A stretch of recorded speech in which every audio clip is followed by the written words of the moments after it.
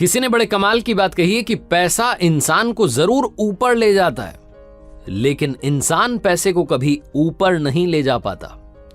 नमस्ते दोस्तों, मेरा नाम है आरजे कार्तिक। आप देखना शुरू कर चुके हैं एक नई कहानी, और आज की कहानी एक ऐसे राजा की जिनके बेटा नहीं था, बेटी थी।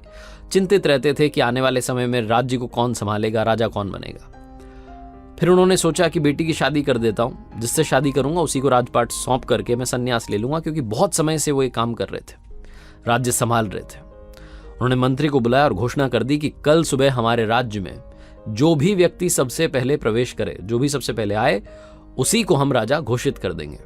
मंत्री ने कहा कि एक बार सोच लीजिए आप, मतलब बहुत बड़ी बात कह दी आपने। राजा ने कहा नहीं, अब तो फैसला हो गया, डिसीजन ले लिया गया है, जो डिसाइड हो गया वो हो गया। अगली सुबह जो सेवक थे, राजा के सैनिक थे, वो एक फटे हाल व्यक्ति को लेकर के आया। फटे पुराने कपड़े उसने पहने हुए थे, एक लड़का था। राजा ने जो घोषणा की थी उसके मुताबिक उस लड़के की अपनी बेटी से शादी कर दी और उसे राजा घोषित कर दिया, उसका राज तिलक कर दिया। उसके बाद में जो राजा था जंगल की तरफ संन्यास लेके चला गया। ये जो लड़का था धीरे धीरे किस तरीके से राज्य संभालना है, कैसे काम करना है, युद्ध में कैसे जाना है, क्या तैयारी होनी चाहिए, स्ट्रैटेजी, ये सब करने लगा और बहुत अच्छा राजा साबित हुआ। लोग कहने लगे कि राजा साहब की वाहवाही है, पुराने वाले राजा साहब की, जिन्होंने सोचा और इतने अच्छे लड़के को राजा बना दिया। सब होने लगा। जिस राजमहल में वो राजा रहता था उसमें अलग अलग बड़े बड़े कमरे थे, बड़े बड़े शस्त्रागार थे, बड़े बड़े खजानों के लिए कमरे बनाए गए थे। उन सब की चाबियां अलग अलग लोगों के पास रहती थी। जो शस्त्रागार था उसकी चाबी सेनापति के पास रहती थी, जहां खजाना था वो वित्त मंत्री के पास में रहता था, जहां पे कागजात जिन बड़े कमरों में रखे हुए थे उनकी चाबी दूसरे मंत्री के पास रहती थी। लेकिन उस राजमहल में एक छोटी सी कोठरी थी, उसकी चाबी वो राजा हमेशा अपनी कमर से बांध करके घूमता था। और इस बात को लेकर के मंत्रियों में हमेशा कानाफूसी होती थी कि क्या है उस कोठरी में कि उसकी चाबी राजा साहब अपने पास रखते हैं, किसी को देते नहीं है। कमाल की बात तो ये होती थी कि 15-20 दिन में राजा एक बार वहां जाता था उस कोठरी में, और आधे घंटे तक वहां रहता था, उसके बाद में बाहर निकलता था। तो मंत्री सोचा करते थे कि शायद बहुत जरूरी चीज, बहुत इंपॉर्टेंट चीज है जो कि राजा ने वहां छुपा रखी उस कोठरी में। एक बार हिम्मत करके जो वित्त मंत्री थे, सबसे बड़े थे, तो उन्होंने पूछ लिया कि राजा साहब माफ कीजिएगा, लेकिन बस ये जानना था कि अंदर क्या है कोठरी में जिसके लिए आप जाते हैं। राजा गुस्सा हो गया। राजा ने बोला कि क्या बदतमीजी है, तुम्हारी हिम्मत कैसे हुई मुझसे पूछने की। उसको डांट दिया तो वो चुप हो गया। उसने फिर सेनापति को बताया कि अगर आप एक बार कोशिश कर पाए। सेनापति ने भी पूछा हिम्मत करके एक दिन कि राजा साहब अंदर क्या है। उन्होंने राजा ने सेनापति को भी डांट दिया। इन मंत्रियों को लगा कि काम करते हैं, महारानी जी को बोलते हैं, वो ये बात मालूम करवाएंगे कि अंदर क्या है। तो महारानी को बोला गया, बीवी के आगे जो जिद होती है उसके आगे पति की चलती नहीं है।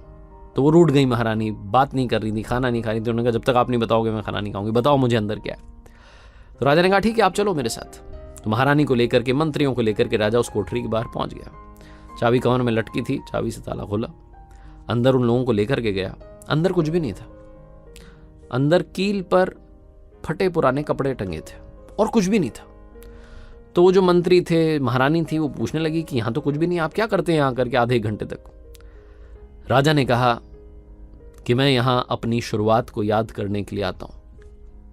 जब भी मुझे 10-12 दिन, 15 दिन, 20 दिन, जब भी मुझे राजा होने का घमंड हो जाता है कि वहीं सबसे बढ़िया हूं, उसी दिन मैं इस कमरे में, इस कोठरी में चला आता हूं और आधे घंटे तक बैठा रहता हूं, अपनी शुरुआत को याद करता हूं, इन कपड़ों को देखता हूं। ये मेरी शुरुआत थी।